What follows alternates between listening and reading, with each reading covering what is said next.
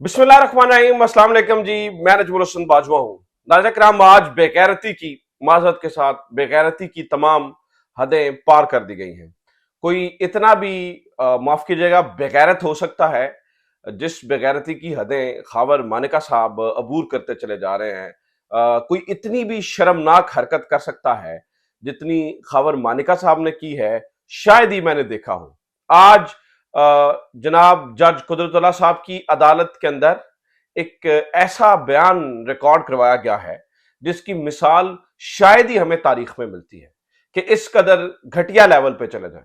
नाज़रीन किराम, आज वो सारे का सारा बयान मैं आपके सामने रखने जा रहा हूं और उसका फिर मैं पोस्टमार्टम भी अभी आपके सामने कर दूंगा। किस कदर उस बयान में झूठ बोले गए, जिस तरह की बातें की गई और नंगी बातें की गई इमरान खान और बुशरा बीबी के बारे में। इस बयान में कितने झोल हैं, कितनी जगह पे झूठ बोला गया है, ये मैं आपके सामने रख दूंगा। और फिर ये बयान दिलवाया क्यों गया, ये मोस्ट इंपॉर्टेंट चीज है। कोड़े किसके लिए तैयार हैं, ये भी मैं आपके सामने रख दूंगा। और इसका तिया पंच आप भी कर देंगे, आपको अंदाजा हो जाएगा कि ये सारी चीजें जो है ना वो क्यों की जा रही हैं, किस लिए की जा रही हैं और किसके कहने पे की जा रही हैं। ये सारी चीजें जो है वो भी आगे चल के आपके सामने आ जाएंगी। Number one. नंबर टू, नाज़रीन किराम, एक खबर मानिका साहब का मुलाजिम और दूसरी जगह इमरान खान का मुलाजिम। दो स्टोरीज हैं। आज मैं आपको एक स्टोरी खावर मानिका के मुलाजिम की सुनाऊंगा और एक स्टोरी इमरान खान के मुलाजिम की सुनाऊंगा। आप दोनों स्टोरी सुन के आपको जमीन आसमान का फर्क मालूम होगा। आपको लग पता जाएगा कि कौन बाहया है और कौन बेहया है, कौन बागैरत है और कौन एक्चुअली बेगैरत है। क्योंकि खबर मिली है कि इमरान खान के जो मुलाजिम का प्रोटोकॉल जेल के अंदर है वो किसी सेलिब्रिटी से कम नहीं है। इसकी वजह क्या है, जेल के अंदर क्या हो रहा है, ये एक अलग से स्टोरी है, ये भी मैं आपके सामने रख दूंगा। और नाज़रीन किराम, इंतखाबात के हवाले से भी कुछ मालूमात मिली है। इलेक्शन कमीशन की 2 नंबरी भी पकड़ी गई है और एक बार फिर से फंड्स और सिक्योरिटी एहलकारों का बहाना बनाया जा रहा है और एक बार फिर से जो है वो इलेक्शन मुलतवी करवाने के लिए बहुत सारी गेमें जो है वो तैयार हो रही हैं। इस बारे में भी कुछ इतलात हैं। आफिया सदीकी के बारे में भी एक बड़ी डिस्टर्बिंग न्यूज है, वो भी आपके सामने रखूंगा। लेकिन आगे बढ़ने से पहले, इनकी सबकी तफसीलात आपके सामने रखने से पहले, एक गुजारिश हमेशा की तरह आपसे ये है कि चैनल को सब्सक्राइब जरूर कर दें, पेज को फॉलो जरूर कर लें अगर आपने चैनल ऑलरेडी सब्सक्राइब कर रखा है। अगर आपको हमारी खबरें दुरुस्त मालूम होती हैं तो कमेंट्स और अपनी जो राय है और लाइक्स के साथ जो है वो हमें जरूर आगाह करें। अगर आप समझते हैं कि हमारी खबरें दुरुस्त हैं तो हमें कमेंट करके जरूर बताइए। इफ यू थिंक अदरवाइज तो भी कोई मसला नहीं है, तो भी अपनी राय का इजहार जो है वो जरूर कीजिए। तो नाज़रीन किराम, आज सुबह से एक मामला जो है वो सोशल मीडिया पे गर्दिश कर रहा है, जो खावर मानिका साहब के मुलाजिम का अदालत के अंदर बयान है। सबसे पहले तो मैं वो बयान एज इट इज आपके सामने पढ़ना चाहता हूं ताकि उसके ऊपर खुलकर बात हो सके और मैं आपको बता दूं कि यहां पर उन्होंने झूठ बोला है। इसलिए हमें वो जो चल रहे हैं बयानात उनसे हटकर एग्जैक्ट जो बयान है वो मेरे सामने पड़ा है, जो रिटन फॉर्म के अंदर बयान जो है ना वो लतीफ साहब ने दिया है, वो मैं आपके सामने पढ़ देता हूं। तो जनाब वो लिखते हैं कि हल्फन बयान किया कि मैं खावर मानिका के साथ गुज़श्ता 35 साल से घरेलू मुलाजिम हूं। मैं चूंकि उनका पुराना मुलाजिम हूं इसलिए उनका मुझसे कोई पर्दा नहीं है। ठीक है, इनके बच्चे भी मेरे हाथों में पले हैं और मैं इनके घर के फर्द की तरह हूं। जबकि मानिका साहब के पीर गनी पाकपतन शरीफ लाहौर इस्लामाबाद बनी गाला में घर हैं और आगे सर ने तफसील बताई और फला फला फला मैं सीधी काम की बात पे जो उन्होंने बकवास किया उसके ऊपर आता हूं। तो कहते हैं जी, इमरान खान के साथ कभी एक आध, जब वो इमरान खान साहब आते तो कभी एक आध बीबी उनके साथ होती, कभी एक आध साहब जो क्लीन शेव थे वो आते जाते, कभी ड्राइवर साथ आते, ज्यादातर अकेले आते और कई मरतबा ड्राइवर छोड़कर चला जाता और ज्यादातर वो रात को आते थे। इमरान खान साहब हमेशा खावर मानिका साहब की गैर मौजूदगी में घर आते थे। कई मरतबा मैंने मियाँ साहब ने जब आपा बुशरा बीबी से बात करनी होती तो इनकी बुशरा बीबी के फोन पर कॉल करते, जब उनका फोन बंद होता तो वो मेरे नंबर पर कॉल करते। मैं इनकी यानी कि मानिका साहब की बुशरा बीबी से बात करवाने और अंदर आता और इसी दौरान जब मैं अंदर जाता तो इस सिलसिले में जबकि अंदर गया तो देखा इमरान खान साहब और बुशरा ड्राइंग रूम में नहीं थे बल्कि अपने कमरे में थे। जब मैं कमरे के अंदर बात करवाने के लिए गया तो देखा इल्जाम मिला है 1 और 2 आपस में जना कर रहे थे। ये एज इट इज मैं आपके सामने पढ़ रहा हूं। ठीक है, मैंने इनको 3-4 दफा आपस में ये हरकत करते देखा। जबकि मैं पहली मरतबा उन्हें ये हरकत करते देखा तो मेरी पाँव के नीचे से जमीन निकल गई और मैंने इस बाबत खावर मानिका साहब को इत्तला दी اور اس وقت کے بعد بھی میاں صاحب اور بشرا بی بی کی آپس میں لڑائیاں شروع ہوئیں اور 2017 کے آخر میں میاں صاحب نے آپا بشرا بی بی کو طلاق دے دی. میں نے کئی دفعہ عمران خان صاحب کو میاں صاحب کے فون کے آنے پر اور ان کے کہنے پر ان کو گھر سے بھی نکالا. میں نے کئی دفعہ عمران صاحب کو بشرا بی بی کے ساتھ ڈرائیو میں نازیبا حرکتیں کرتے دیکھا، جس میں بعد میں وہ کرتے ہیں جی ایک دوسرے کو چومتے ہوئے دیکھا. جب میں اور پھر انہوں نے کہا جی میں نے ان کو ایک دوسرے کے بے لباس کپڑے اترے ہوئے دیکھا. اچھا جناب، جب میاں صاحب کی بات کروانے بشرا بی بی کے پاس اندر جاتا تو کئی مرتبہ مجھے ڈانٹ پڑتی کہ اگر میاں صاحب نہ ہوتے تو شاید مجھے بشرا بی بی نکال دیتی. یہ ان کا لطیف صاحب کا بیان ہے جو کہ خاور مانیکا صاحب کے آبویسلی کانسنٹ کے مطابق عدالت کے اندر دیا گیا ہے. یہاں پر دو بیسک سوال ہیں ناظرین کرام میرے. سب سے پہلا سوال تو یہ ہے کہ کیا اگر عمران خان یہ حرکت کر رہے ہوتے تھے بشرا بی بی کے ساتھ تو سب سے پہلا سوال ہے کہ وہ جب بھی یہ حرکت کرتے تھے تو وہ ہمیشہ لاک کھلا چھوڑ دیتے تھے تاکہ لطیف صاحب ہمیشہ اندر آ کے ہمیں اس حالت کے اندر دیکھ سکیں.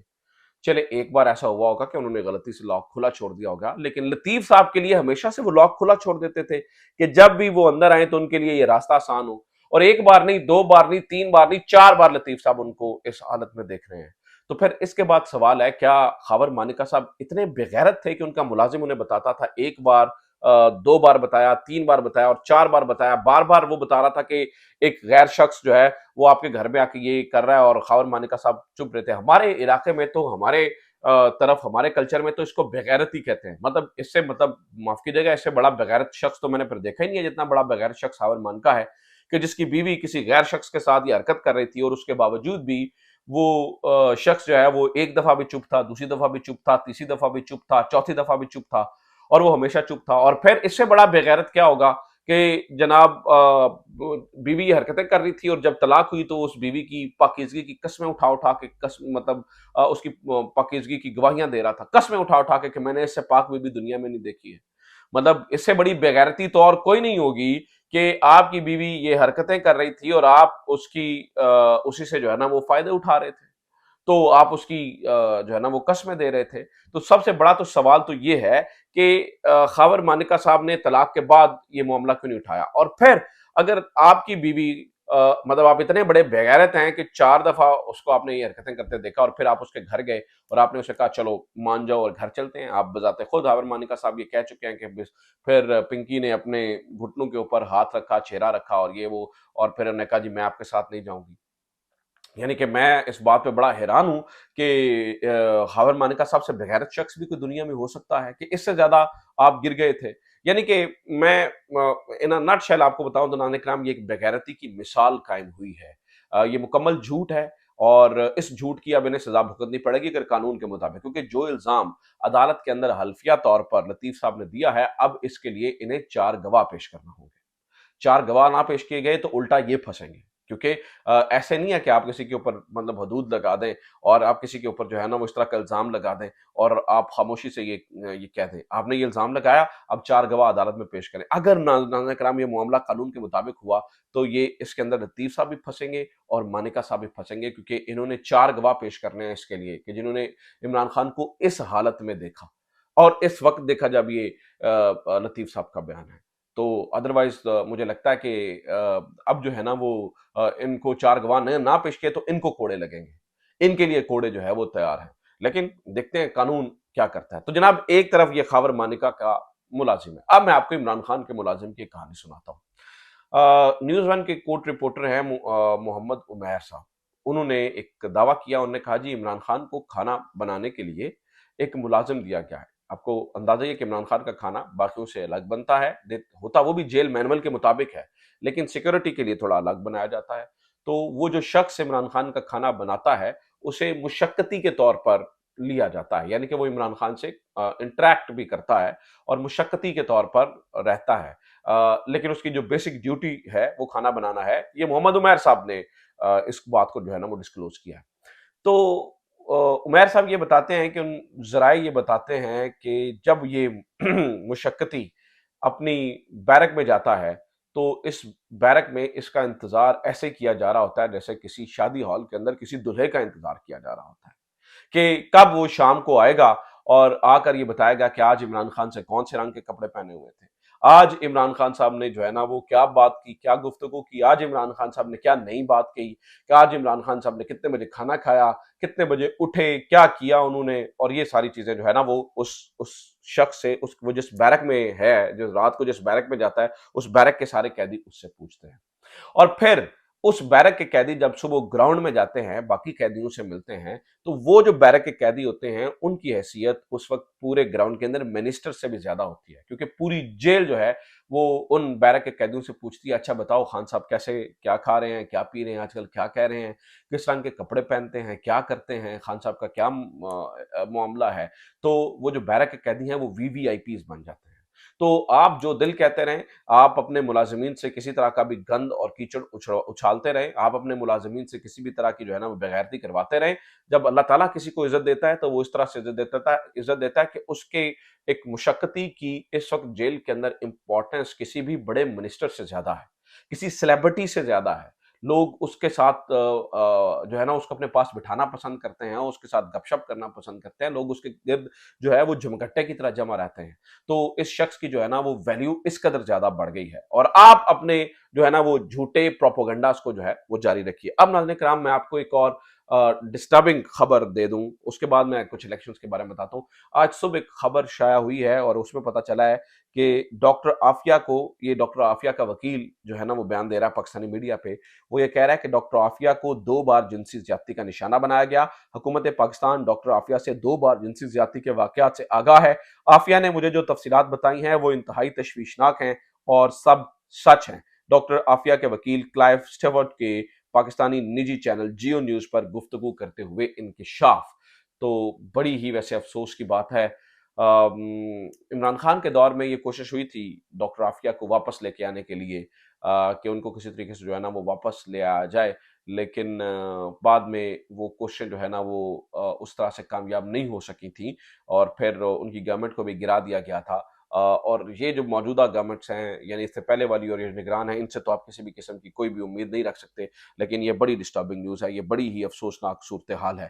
ایک اور خبر سنیں جناب والا، یہ بھی پتہ چلا ہے کہ جو بیوروکریٹس ہیں ان کو ایک کائنڈ آف NRO دے دیا گیا ہے۔ NRO اس طرح سے دے دیا گیا ہے کہ یہ کہہ دیا گیا ہے، گورنر بلیغ الرحمان کی جانب سے آرڈیننس انہوں نے جاری کیا ہے کہ سرکاری ملازمین کے کرپشن شواہد ہونے کے باوجود اینٹی کرپشن اسٹیبلشمنٹ کو ان کے خلاف مقدمے درج کرنے کے لیے افسران بالا سے اجازت لینا ہوگی۔ بیوروکریٹس اپنے خلاف مقدمہ اندراج کی اجازت دیں گے تو ہوگا، ورنہ نہیں۔ یعنی کہ اگر آپ نے کسی ملازم کے خلاف مقدمہ درج کرنا ہے تو سب سے پہلے آپ نے افسران بالا سے اجازت لینی ہے۔ اگر افسران بالا جو ہے وہ اس بات پہ رضامند ہوئے اور انہوں نے کہا کہ ٹھیک ہے، ہاں اس کے خلاف مقدمہ درج کر لیں، تو مقدمہ ہوگا، ادروائز جو ہے وہ مقدمہ نہیں ہوگا، اور ادروائز جو ہے نا وہ مقدمہ نہیں چلے گا۔ یہ اس قسم کی صورتحال ہے، کیونکہ آلریڈی آپ کو معلوم ہی ہے کہ بیوروکریٹس کتنا فائدہ دیتے ہیں الیکشنز کے اندر، تو ان کو ایک سینس آف سیکیورٹی دینے کے لیے یہ اقدام اٹھایا گیا ہے کہ بیوروکریٹس کو ایک سینس آف سیکیورٹی دی جائے کہ اگر آپ ہمارے ساتھ چلیں گے تو ہم بھی آپ کا خیال رکھیں گے۔ اچھا جناب، ایک اور خبر سن لیجئے، یہ انتہائی انٹرسٹنگ خبر ہے۔ وہ خبر یہ ہے کہ الیکشن کمیشن نے اپنی سیکیورٹی کم ہونے کا جو ہے نا وہ کہہ دیا ہے، لیکن میں آپ کو ایک مزے کی بات بتاؤں، اپریل 2023 میں الیکشن کمیشن نے بتایا تھا کہ پنجاب میں انتخابات کے لیے 4,66,508 سیکیورٹی اہلکار چاہیے۔ اب پتہ چلا ہے، اب جو الیکشن کمیشن لکھ رہا ہے وہ کہتا ہے جی پورے ملک میں انتخابات کے لیے 5,91,106 اہلکار چاہیے، اور یعنی کہ پہلے پنجاب میں صرف 4 لاکھ چاہیے تھے، اب پنجاب میں صرف 2 لاکھ اہلکار چاہیے۔ پہلے پنجاب میں 5 لاکھ بندے چاہیے تھے، اب پنجاب میں 2,77,610 بندے جو ہے وہ چل جائیں گے، اور ابھی 1,08,000 بندہ ہے۔ یعنی کہ آپ دیکھیے کہ الیکشن کمیشن کی جو بدنیتی تھی وہ اپریل میں واضح تھی، اور ابھی بھی وہ یہ کہہ رہے ہیں کہ ہمیں 2 لاکھ، بے شک 2,70,000 چاہیے 5 لاکھ کی بجائے، لیکن وہ بھی ہمارے پاس نہیں ہے۔ تو ایک بار پھر سے یہ جو ہے نا وہ باتیں گونج رہی ہیں کہ سیکیورٹی کا بہانہ بنا کر فنڈز تو ابھی آج جو ہے وہ تھوڑے جاری ہوئے ہیں، اب ٹوٹل 27 میرے خیال سے 7 ارب روپے ہو گئے ہیں الیکشن کمیشن کے پاس، 10 ارب پہلے جاری ہوئے تھے اور 17.7 اب جاری ہوئے ہیں، لیکن اب سیکیورٹی کا بہانہ بنایا جائے گا۔ اور ایک اور خبر یہ بھی ہے، وہ خبر یہ ہے کہ تقریباً درجن سے زیادہ یہ درخواستیں دائر ہو چکی ہیں کہ انتخابات کو ملتوی کیا جائے، اور اب الیکشن کمیشن جو ہے وہ ان درخواستوں کو باقاعدہ سننے کے لیے لگا بھی رہا ہے۔ تو یہ اب تک کی خبریں، امید کرتا ہوں یہ خبریں آپ کے لیے انفارمیٹیو رہی ہوں گی۔ اپنا خیال رکھیے، خدا حافظ، پاکستان زندہ باد۔